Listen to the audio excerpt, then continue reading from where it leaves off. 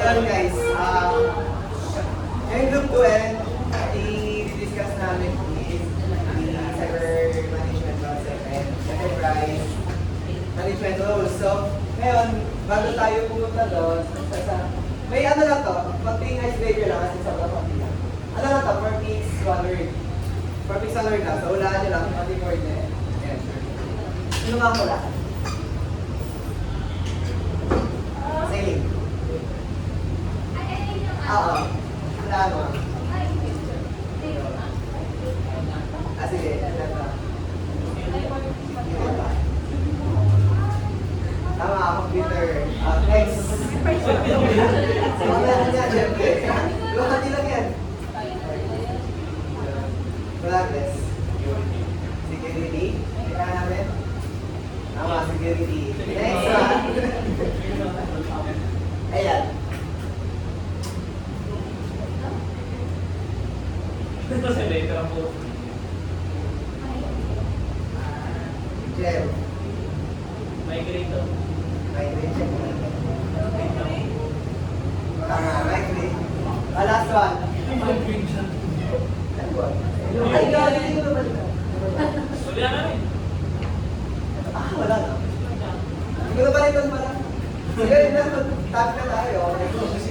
So, ang content ng topic namin is cybersecurity management content and enterprise roles and structures. So first, unahin muna natin yung security governance. So, under security governance, merong tinatawag na cybersecurity management. So, sino pwede magbasa? Alex. Cybersecurity management is a systematic approach to safeguarding information system, network, and digital assets. So, sasabi lang dito na ang cybersecurity management ay sistematikong paraan para maprotektahan yung mga information systems natin at digital assets laban sa mga cyber threats. So, sa madaling salita, ito ay tungkol sa proseso ng pagbabantay o pangangalaga ng mga teknolohiya ang ginagamit natin para hindi ito mapasok masira ng kung anong mga cyber threats. So, next is the security governance. May Security governance is how an organization approaches security policies, practices, and So, sa security governance naman ito yung kung paano nilalapit natin sa organisasyon o kung paano nga lumalapit yung organisasyon sa isang process ng security para yung proseso, kung paano yung proseso ang SSL program. So, ito yung pamamaraan ng mga company or institution sa pag-manage at sa pagpatupad ng para mas secure o seguridad yung kanilang system or mga information. So, ano nga ba yung mga best practices for effective security governance? First is,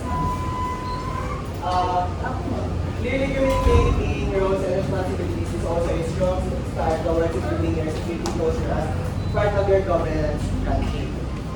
So ito, yung mga isa lang dito is yung kung paano nga ba, ano yung mga pwedeng gawin or practices para mas effective yung security governance natin. First is, sino pwede magbasa? Jonas. Adopting regular risk assessments to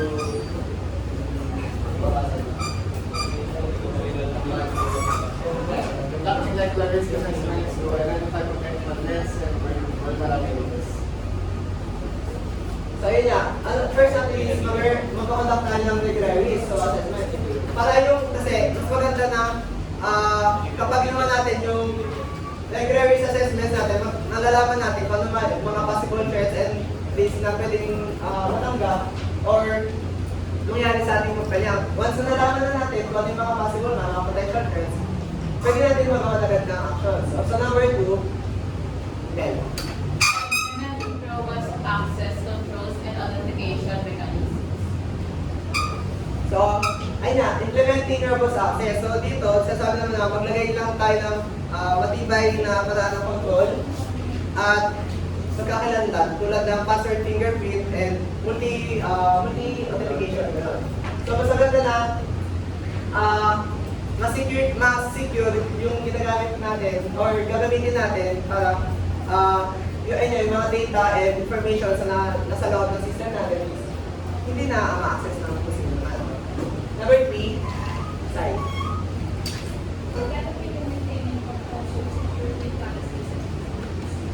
So, developing and maintaining. So, mas maganda dito na magkaroon tayo ng kompletong paraan or magkaroon tayo ng maayos na patakaran or proseso para sa seguridad ng policies and procedures natin. So, magkakaroon, magpapatupad, and syempre, i-maintain natin. So, number 4, how? Providing ongoing training and awareness program for employees. So, dito providing and ongoing. So, mas maganda na magkaroon talaga tayo ng practice and training sa kung paano natin gagawin yung awareness nila. Kunyari, bago tayo pumasok sa isang trabaho, bago tayo mag-regular, may training, di ba? So, inaalam natin yung mga, lalo sa IT, naaral dito kung mga, kung paano mo gagawin yung ganito once na, kaya pinasok na tayo ng isang place or kung ano mga para sa, awareness programs para sa mga employees na rin, in case na may mangyari, kung ano man. Number 5. So, establishing structure incident. So, mas maganda na mas maayos o mas malinis yung plano natin sa kung ano man yung mangyayari insidente sa kumpanya natin. Mas maganda na magkaroon tayo nito para in case na mangyayari na siya, alam natin kung ano yung gagawin natin yung pagkakasunod-sunod tsaka maayos and malinis na hindi tayo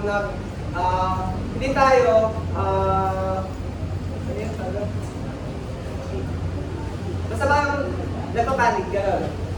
Number 6, last, but that is Monitoring and evaluating the effectiveness of security controls. so, monitoring and evaluating. So, once na, di ba nagkaroon na tayo ng, nag-establish tayo ng disruptive incident response plan. So, ito naman, monitoring kung effective ba itong, kung nag-effective ba yung mga plano natin. And once, kapag ginawa natin ito, actually mayroong mga practices sa mga kumpanya na pag nagpaplano sila, ginagawa nila kahit wala pang nangyayari. Ganun. Para mas okay na sine-check natin kung effective nga ba yung ginawa nating practice para sa security. Now, what are the benefits of security governance? So, efficiently meeting regulatory and industry standards is just one benefit of having security governance strategy. So, others include 1. Yes. Enhance protection of sensitive data and information access.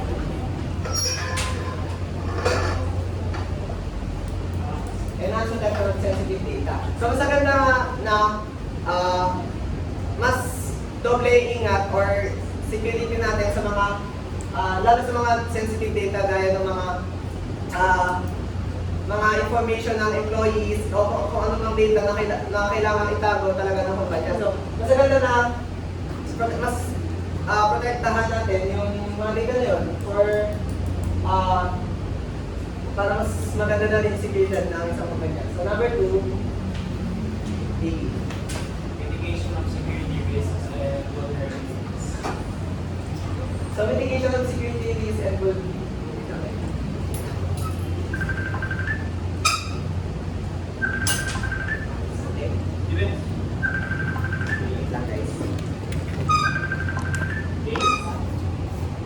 Hindi sa akin.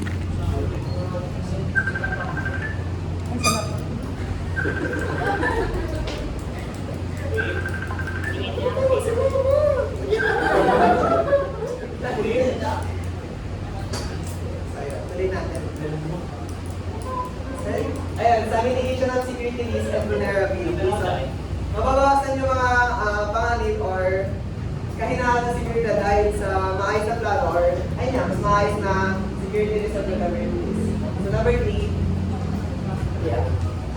Improved detection and response. So, improve detection and response to security incidents. So, ayun sa mga benefits is mas mag-improve yung seguridad natin sa pag-handle ng mga data or information para hindi tayo pasok kung ano threats or cyber threats. Next is number 4. Darela. Enhance trust and confidence from stakeholders. So yun, since isa sa maganda benefit niya, yung mas tumataas yung tiwala ng mga stakeholders natin dahil ayun nga, mas mataas yung security natin, mas mataas yung magiging, mas maganda yung magiging quality ng system natin or kung ano mga, yung kumpanya mismo. So next is last. Optimization of security investment and resource allocation. So ayun, optimization, isa rin ito sa benefits kasi mas, ayun nga, yung sa security, kapag nagkaroon talaga tayo ng security sa system natin or sa kumpanya, mas maganda na, ay mas pati investment and kung ano man yung hawak nila pera or mas ay yung hawak nila pera and mas maganda na security din.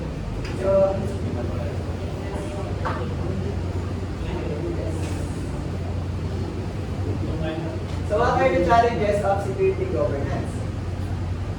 So some organizations find non-security requirements with business objectives to be challenge of security governance. Other challenges include what? What? Managing the complexity of evolving cyber threats and technologies. Ayun. Isa sa mga challenges naman sa security governance is yung pag-manage ng system. Kasi, syempre, matagal, mas naging mas tumatalino yung mga cyber hacker, mas nakakagawa sila ng paraan kung paano pasukin yung security na yun. So, once na nagpasok, ayun, delikado or mas magkakaroon ng issue or fault. So, next one is number 2.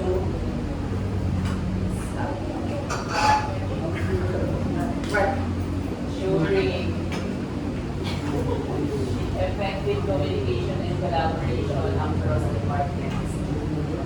So yun, isa rin sa challenge ng security governance is yung communication. Kasi hindi naman natin sure kung nag-uusap ba talaga yung dalawang departamento or yung dalawang yung bawat departamento kung tutulungan ba sila or nag-usap regarding sa kung paano nila i-secure yung kanilang kumpanya or kanilang ginagawa. So number 3,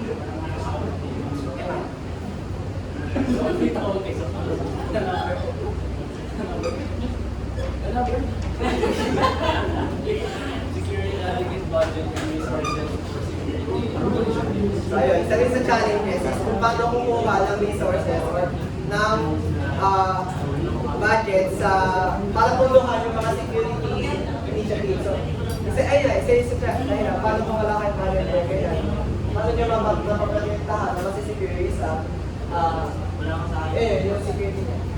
Number 4. Dato. Address the human factors such as anxiety, restlessness, and awareness. Ayun, isa rin talaga sa challenges natin is yung mismong tao ng kumpanya o yung mga empleyado na natutrabaho sa isang kumpanya kasi pwede sila yung maging friends sa loob yun. Kaya isa rin talaga sa challenges yun.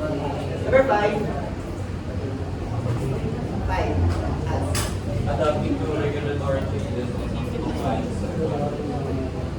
So, adapting to regulatory changes. So, mas maganda na isa rin sa challenges kasi minsan yung mga compliance and regulatory changes, hindi napapansin ng ibang empleyado, hindi sila nagiging aware, kaya yung security na isang kumpanya is hindi ka sure kung magagamit nila ng maayos kasi hindi sila aware or wala silang idea na kung nagkaroon ng palit or compliance sa dito. So next, how does security governance prevent or deter cyber threats and attacks?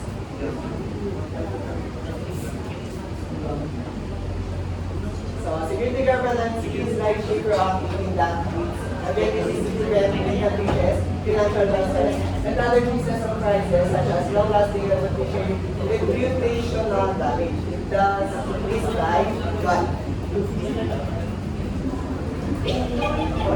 Hindi nagaan. Tingin. Ikaw. Implementing controls other than mitigate threats. So, ayan, pag-implement tayo mga concept para mitigate natin yung mga threats.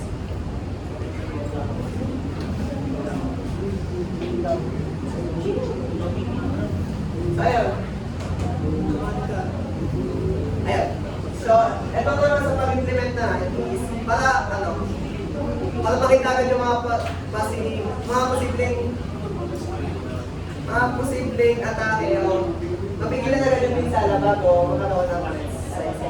Or bago mangyari, bago threats na mangyari sa isa. Okay. Number 2,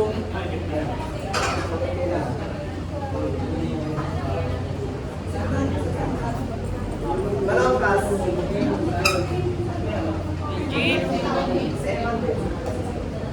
Francisco, Establishing robust access controls regarding professional authorized access. Ayan, parang, ayan, nag-establish na, gaya na sabi ko sa kanina, nag-establish na ng robust access control. So, mas maganda na, mas malakas or mas maganda yung ayan, mas malakas yung security gamit yung password authentication o kung ano man para sa mas secure na sa number 3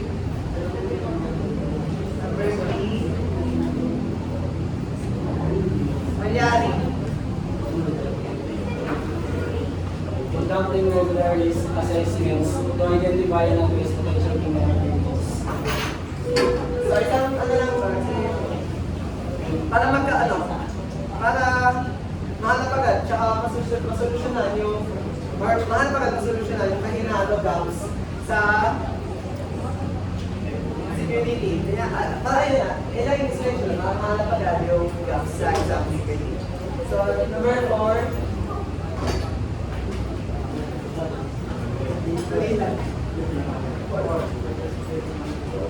Developing and implementing incident response strategies to plan, effectively respond to security incidents. so dito naman, para magkaroon ng handang plano kung sakaling may mangyaring security incident, para mapabilis at maayos yung action sa incident yun. So, number 5,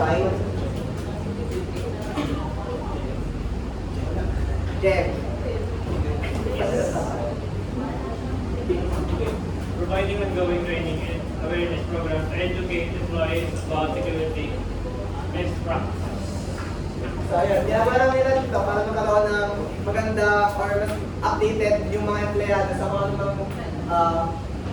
anumang additional security or compliance na dito nila or magkaroon sila ng awareness sa programs or ayun na, magkaroon ng awareness sa programs and magkaroon sila ng kaalaman sa security and kung ano magandang gawin sa in case na mangyari yung incident. Number 6, Josh.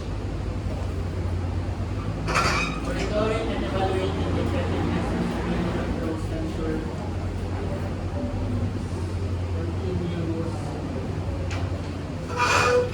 So ayun, para masigurado na patuloy na magana at mas maayos yung mga hakbang sa seguridad. So next one is why is security governance is important. So security governance is important because it provides structured approach to managing and mitigating cybersecurity risks within an organization. So ayun, mas mahalaga na magkaroon ng maayos na sistema at paggawas ng cybersecurity risk sa loob ng isang organisasyon. So tumutulong ito sa pagprotekta ng mga sensitive data, pagsunod sa mga regulation at pagpapataas ng tiwala ng mga pagpapataas ng tiwala at confidence ng mga stakeholders sa So next is how do you implement security governance?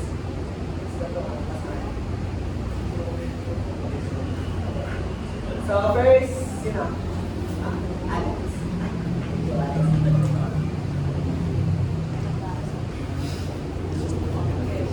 Assess the current security posture and identify areas for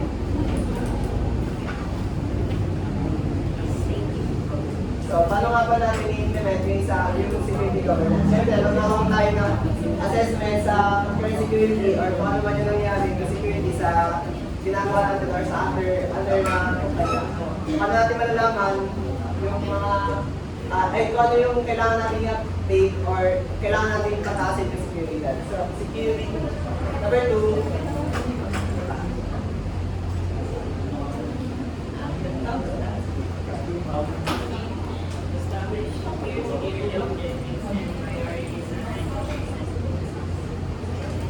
so, magtakda malinaw na layunin at priority na security na nakaline sa layunin natin, sa layunin natin. So, dapat mong support ang mga security goals sa mga pangmatagalang platform ng kumpanya. So, number 3.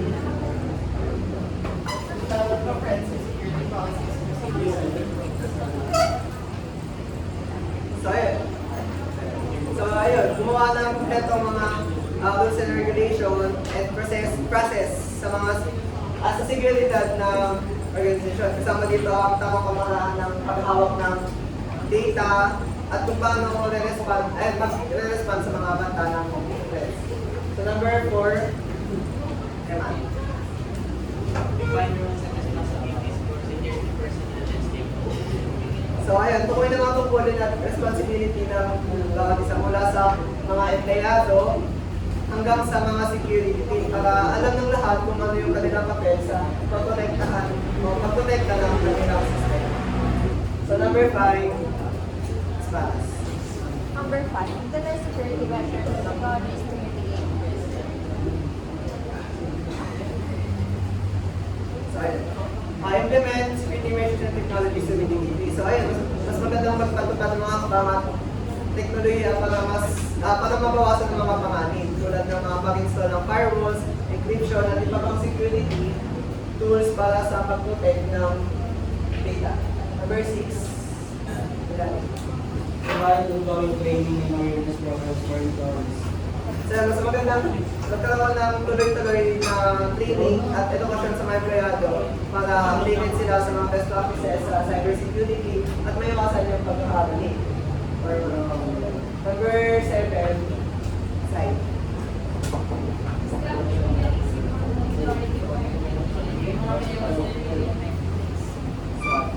Maglagay ng paraan para patayan at sukatan yung kung gaano kami sabay mga security measures at mag-report sa mga resulta para malaman kung kailangan ba ng adjustment. So last, cases.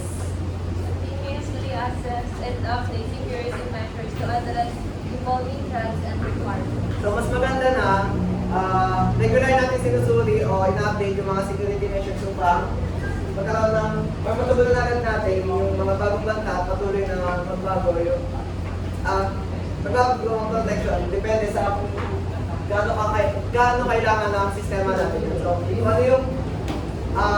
kung ano yung mga bagong threats ng sistema, gagawin din natin sila ng bagong protection para mas lalong mas protektahan tayo ng kasukan natin. And that's our so, management, next time. Yeah.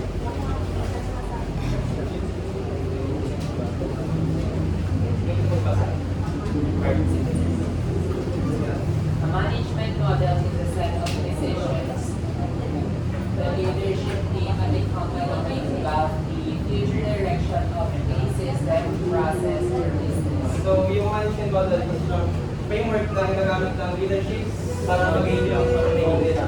And kasama dito yung mga strategic choices na nag-shape sa company na kung paano sila mag-plan, kung paano sila mag-compete or mag-grow as a company. So, kasama dito yung pag-define siya sa leader kung paano sila plan, kung paano sila mag-plan ng mga resources tulad ng people and technology.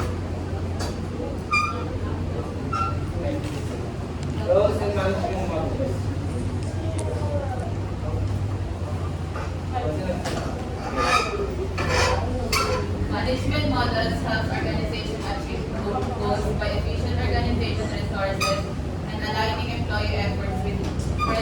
predetermined objectives minimizing waste time, money, and effort. They establish a clear organizational structure defining rules, roles, and responsibilities to enhance collaboration and accountability. By optimizing the use of both physical and intangible resources, this model ensures the teams allocated assets effectively reducing waste. Additionally, they contribute to possible reduction by enabling efficient planning and resources management, ultimately lowering financial, human, and operational costs. Sa una, yung achieve group goals. So, pamamagitan niya is tutulungan yung organization para magawa yung mga goals nila more effectively by organizing resources tulad ng sa tao, time, and finances. And then sa pangalawa is establish a clear organizational structure. Dito naman is nagkakaroon siya ng well-organized framework within the company. And yung mga tao dito is alam nila kung ano yung mga roles and responsibility nila. So parang magkakaroon sila ng teamwork and communication. So magkakaroon sila dito ng mga collaboration. Next is optimizing the use of both physical and intangible resources. So dito, matulungan yung organization na ma-utilize yung mga resources nila, katulad ng sa money, equipment, and materials. So dito is magagawa yung by carefully planning yung sa mga resources na gagamitin nila. Next is cost reduction. So dito, puro plano dito. So may iwasan yung paggastos ng malaki, kaya makapag-manage yung company ng maayos. Next, functions of management models. These decisions can shape particular behaviors and practices in the company. The model helps managers take informed decisions that benefit the company and its employees. The goal is typically to increase revenue or brand awareness. So ito yung management model is nakakatulong sa pag-influence ng people sa behavior at saka sa work nila. Then nagbibigay din siya ng framework na nakakatulong sa manager na magkaroon ng well-thought and data-driven choices na nakaka-benefit sa both company and employees. So ito yung mga decision to is nakaka-improve siya sa performance, productivity, and work culture. So, 7 different management models. Sino gusto magbasa? Meron din.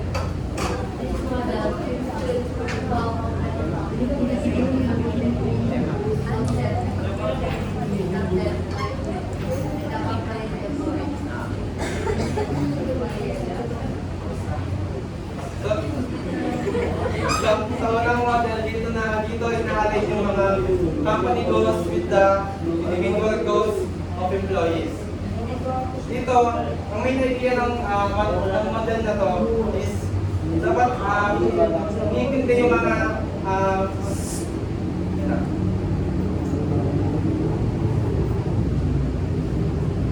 so dapat ipapaintindi sa mga employee kung ano yung ginagawa nila, kung ano yung mga roles nila, para maayos silang ma-achieve yung mga trabaho pinapagawa sa kanila ng company. Situational leadership model. Democracy developed a research document and research this model is a flexible and powerful tool that ensures all leaders get efficient influence others involved in coordinating. Situational leadership model focuses on supporting team members to reach their goals and develop stronger work. So, dito naman yung model na to is in-emphasize niya yung flexibility ng isang leadership style. So, hindi lang dapat nag-stick tayo sa isang style ng leadership. So, depende yung sa team members saka sa situation ng company. So, sinasabi dito na hindi lahat ng style is appropriate sa isang team members saka sa isang situation. So, nakadepende pa rin sa magiging mangyayari sa company nila.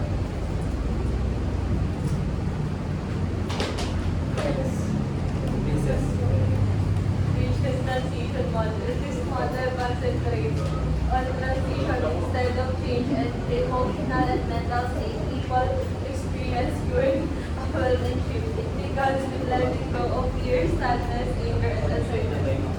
So, na-develop siya ni William Bridges na nagpo-focus siya sa human aspect of change. So dito, yung leader dapat tinutulungan yung team members na matulungan siya sa change. Kasi hindi agad-agad nakaka-adapt yung mga team members. Kaya nga niyang bigyan ng gabay and ayun, support ka. Okay, man. SMART is an acronym that stands for specific, measurable, achievable, realistic, and time. It's a type of model that helps you make goals and achieve them. So dito, ang model na to is goal-setting framework siya na design para matulungan yung individuals para magkaroon ng clear and actionable goals na makapag-achieve ng madaling ma-achieve yung mga achievement.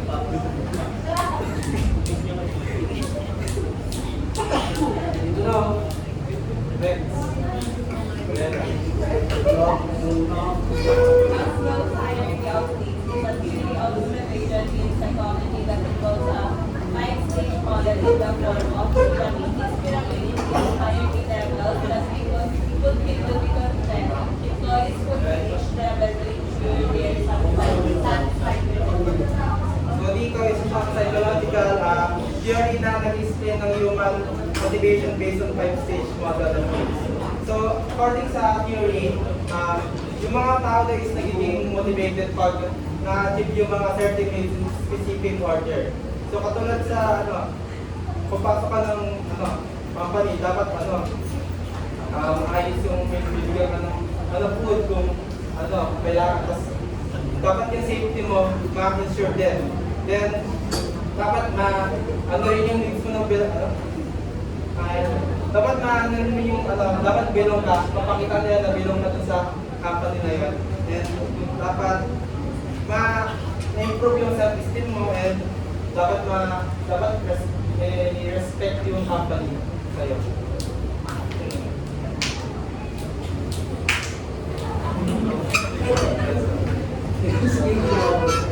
It's a popular phrase, publicity. It consists of three steps. First, unleash. Involves building motivation for change by communicating the hidden benefits of the change of employees. Preparing them to let go of the current state. Next, change.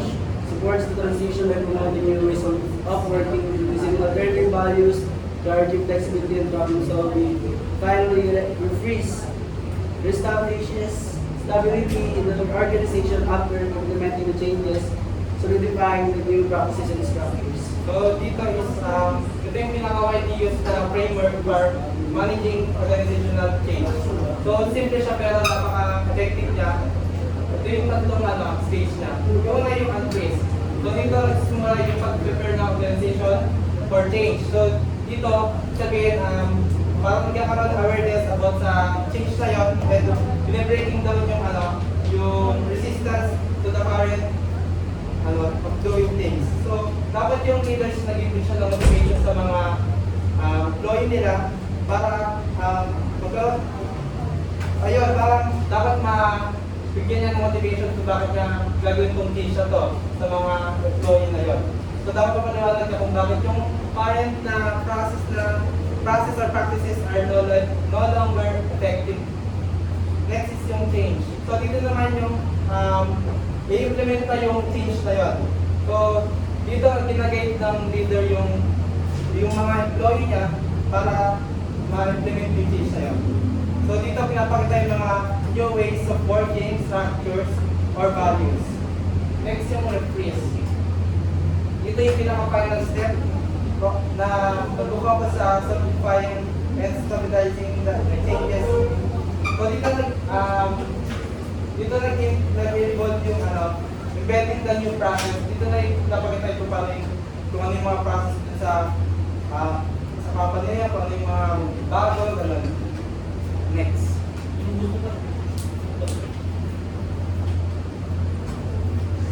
Julias. The plan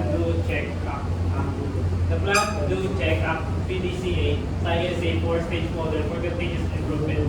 In the plan stage, The team discusses challenges and brainstorm potential solutions with input from the whole team being beneficial. In the 2 stage, the plan is tested on a small scale, such as creating a single social media post to gauge audience reaction before launching a full campaign.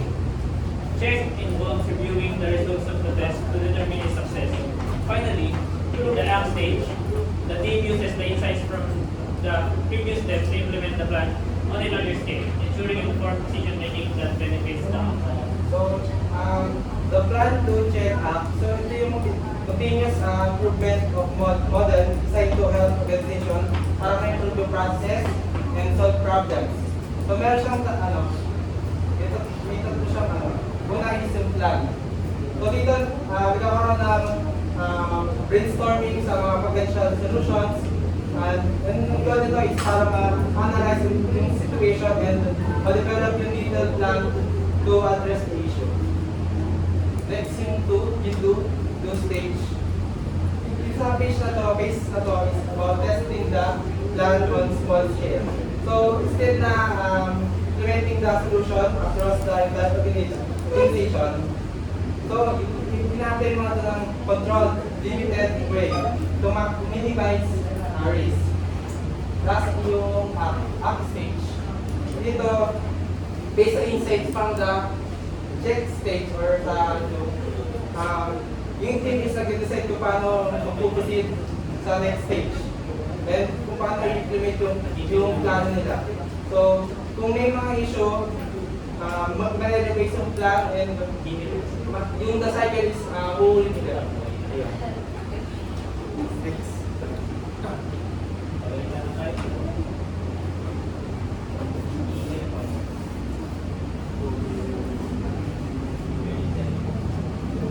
Next naman is enterprise roles and structures. So, muna natin i-discuss is ano ba yung roles and responsibilities. Paulo.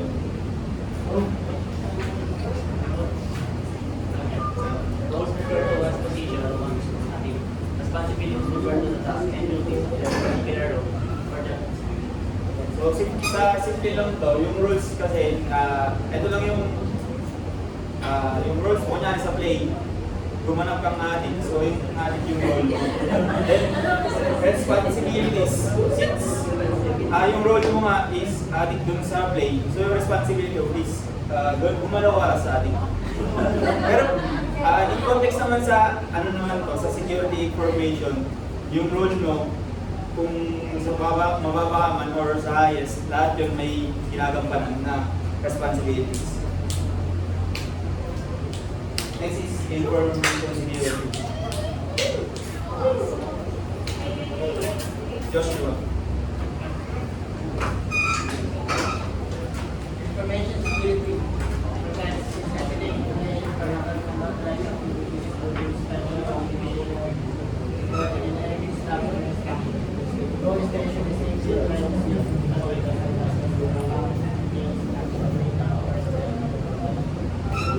So sa information security naman, ito yung pag-secure ng mga information sa lahat ng may mapa-physical man to, mapa-software, and etc. So sa pinakaiba natin sa cybersecurity is yung cybersecurity is more on software or software sila. Then sa information assurance naman, discuss to ni last reporter yung pinakaiba ng information security at information assurance. Sino makakapagbigay ng pagkakaiba nung information security at information assurance?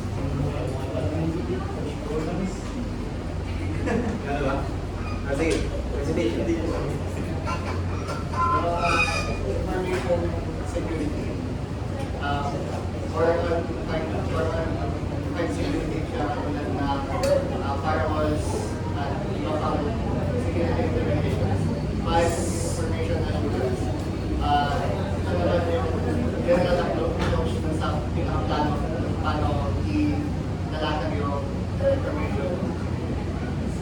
So, tama yun.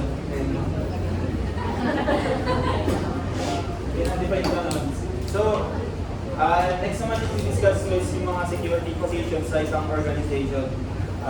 Meron tayong 10. Ayan, yung total. So, di-discuss natin sa isa.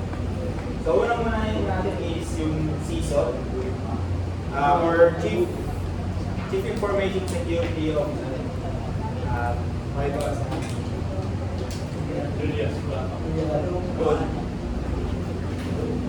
The CISO oversees all aspects of risk management across the enterprise priority organizations below the formal risk management department. So yung CISO, yung pinakamataas na role sa isang information security organization. So sila yung sila yung nagre-report sa mga mas mataas sa nila, like sa CEO or yung owner ng business. And pangalawa is yung security director.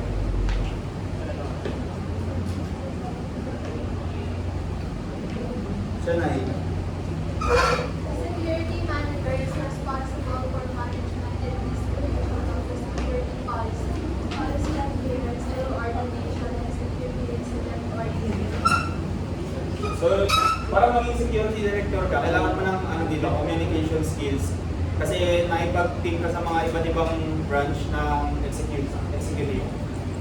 Then, pangatlong mataas na position is security manager.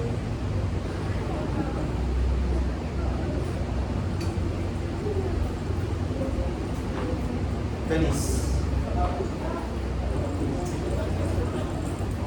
Security manager is responsible for management and distribution of the security policy, policy adherence and coordination and security incident coordination.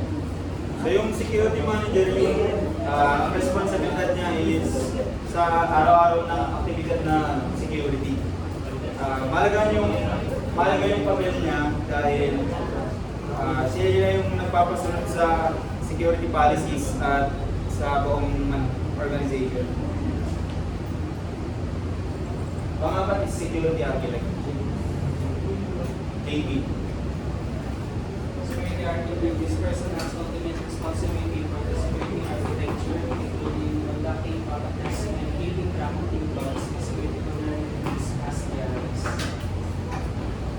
So yung security architect naman is binabantayan yung mga bagong vulnerabilities na para mas ligtas yung network niyo. Panglima is security and data. Security engineer, the person who has ultimate responsibility for the security architecture, including conducting product testing and keep track the new bugs and security vulnerabilities as they arise. Sa security engineer naman, sila yung responsibility niya na nag-implement sa security designs. So, katulong ng security engineer is yung security architect, which is para silang admin para masiguro at maayos yung pagpapatupad ng mga plan na security. Next is security administrator. Hans. Security all officers, security engineer, security manager are as required by security policy or incident response. So yung security administrator naman is sila yung nagpapatupad ng mga utos mula sa iba pang mga security personnel at may pangunahing tungkulin na pangalaga sa security ng IT systems. Then next naman is security silent.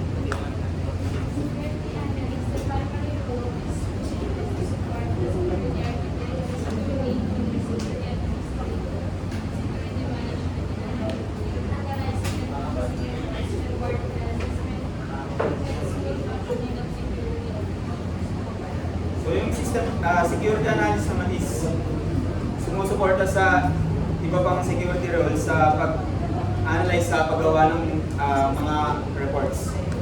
Sila yung nag-analyze kung may mga vulnerabilities ba yung nagawa ng system security architect. Next is security investigator. Stevens.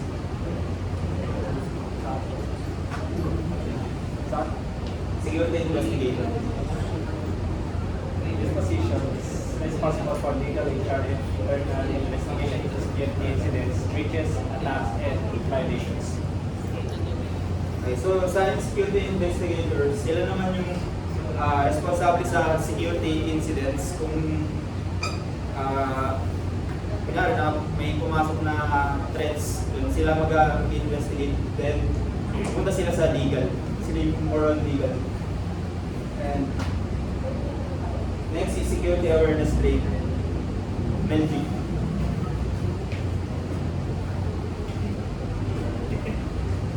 SAP develops and delivers security awareness training to the business based on corporate security policy, standards, procedures, and guidelines. So yung security awareness trainer naman is sila yung nagde-develop ng training programs para sa corporate security policies. Then, last naman is facility security officer. Mas gano'n. Facility security officer. The primary role of this position is to enforce the business physical security policy at each building location. So, ito naman, ginagawa nila is yung more physical na, and nagpapatupad sila ng physical security policy sa bawat location ng business organization. So, kailangan nilang kumilos ng mabilis para masecure nila lahat ng buong organization. Next naman is So next naman pag-usapan natin is yung alternative enterprise structure. So sa defining enterprise structure, sinasabi lang dito na kada enterprise meron siyang kaibang fundamental na structures tulad ng legal, managerial, and functional. Kung saan i-describe nila yung operations at sa pag-provide ng service. So unang fundamentals ito ay legal structure. The ability to buy and sell, own and employ comes from your charter in the legal system. So sa legal structure, nagre-refer lang siya sa legal framework kung saan nag-a-allow siya ng mga businesses na mag-buy, sell, hire at mag-own ng mga assets. Ang enterprises naman na to ay pati silang kumuha ng iba't ibang legal forms tulad ng corporations at mga partnerships. So next is management structure. Management structure. Businesses requires that you segregate them by their strategic objectives. Sa management structure, about lang siya sa organizing ng business or operations para ma-meet yung strategic goals nila. And next is yung functional structure. Functional structure, the legal and business organizations, is a functional organization structured around people and their competencies. So yung structure na to is based lang siya sa capabilities ng mga employees kung saan ginagroup sila sa mga departments nila such as sales, manufacturing, or service. Yung idea nito is nakalay siya sa operations kung saan yung functions na workforce ay nag-perform at nag-lead sila ng clear accountability ng isang specific area ng business. So next is yung alternatives. We have first hybrid organizational structure, self-organizing team across-based organizations, and so, una, what is a hybrid organization?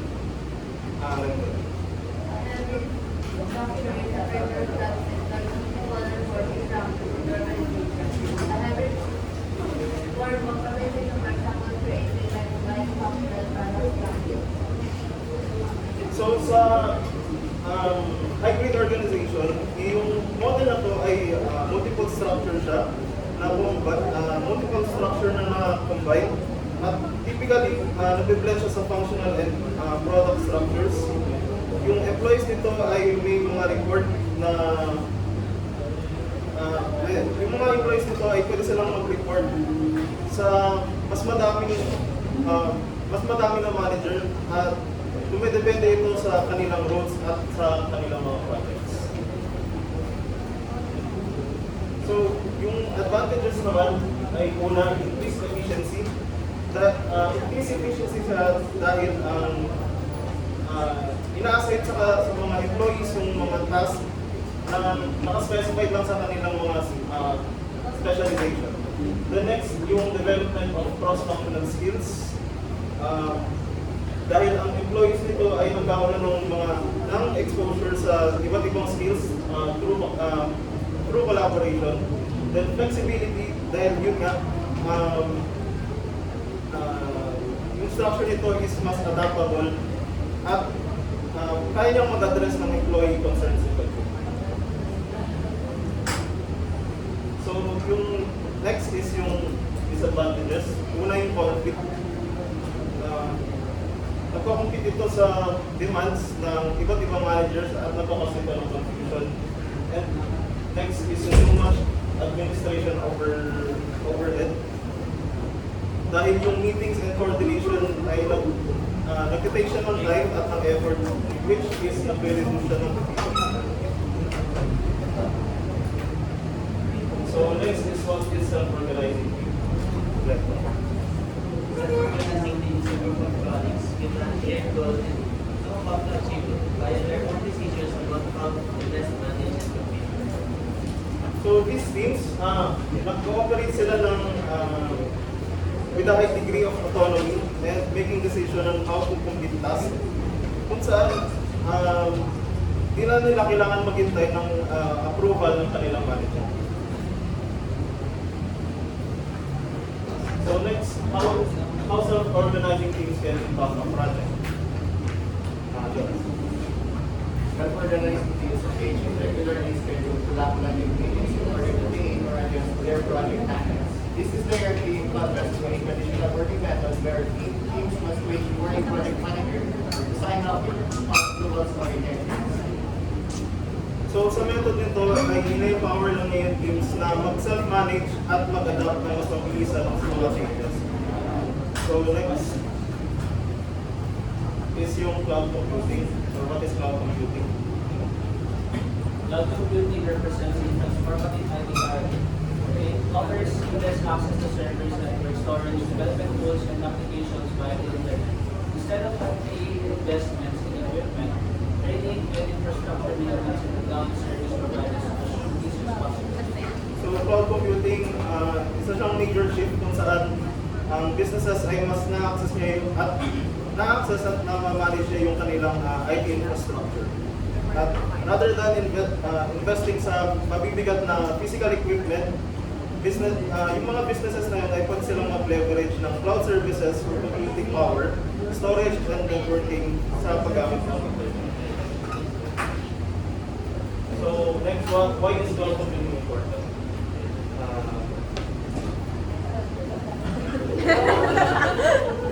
Why is cloud computing important? In today's ever-evolving business world, unlocking the true power of cloud technology is not merely an option but an essential strategy. The cloud isn't just a tool, it's a dynamic force of change. So cloud computing ay mas naging crucial na siya sa modern businesses dahil sa ability nito na mag-provide ng agility, scalability, and accountability. So yun ang naman yung isa. What are the advantages of cloud computing? So una is yung competitiveness. Dahil yung cloud computing ay nag-attack siya ng new value from data and AI, kung saan nag-serve ito ng foundation for data excellence. And next is yung optimized cloud economics, kung saan minamaster niya at in-optimize yung cloud spend ng cloud spend. The next is yung transformational potential. Dahil yung cloud computing ay tinatransform niya at nag-extend ito sa mga tao at yung mga processes.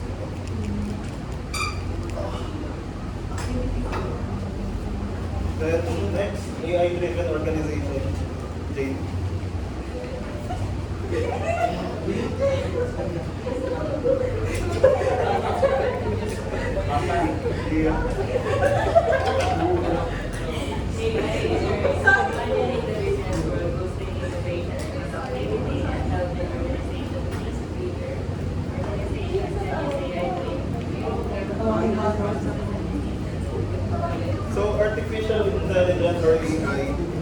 tinatransform niya yung organizational decision making kung saan ine-enable nito yung mga businesses na mag-process ng large amounts of data ng mabilisan at mas accurate, which improves the outcomes.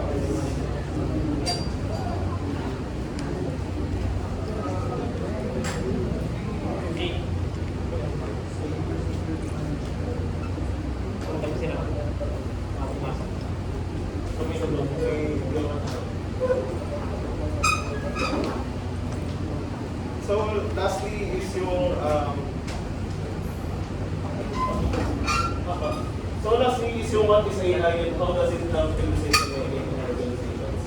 So yan tulad ng sabi dyan, some experts say the evolution of maturity of artificial intelligence can be divided into 3 stages.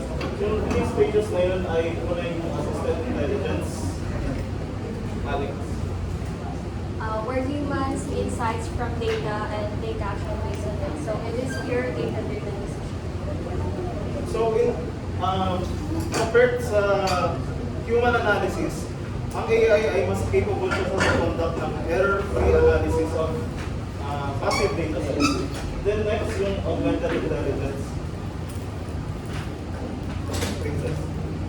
Augmented intelligence employs machine learning capabilities to continuously enhance outcomes. So dito naman ay mas constant siya sa pag-process at sa pag-training ng system. At natututo to over time based sa action statement. Then lastly, full automation. In the coming years, AI will probably reach this stage. All processes and activities will be completely digitized and automated. So sa stage na to, yung AI mas magiging capable siya ng pag-manage ng entire workflows autonomously. At based dito sa intelligence at sa data na pinaprocess.